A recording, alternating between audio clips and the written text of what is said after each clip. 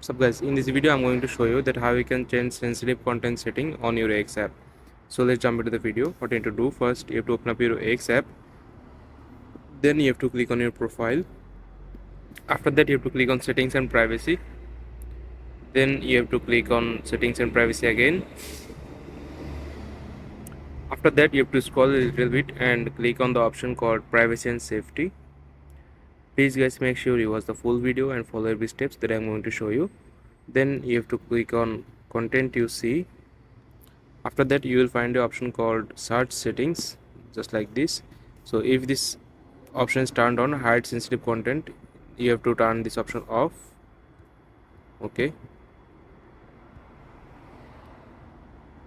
and then you have to go back and click on sensitive media.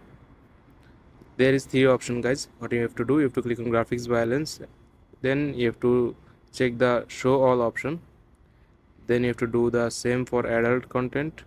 If this option is turned on, you have to click on this show all, then you have to do the same for other sensitive media, show all. You have to check this on, then you have to go back to your X.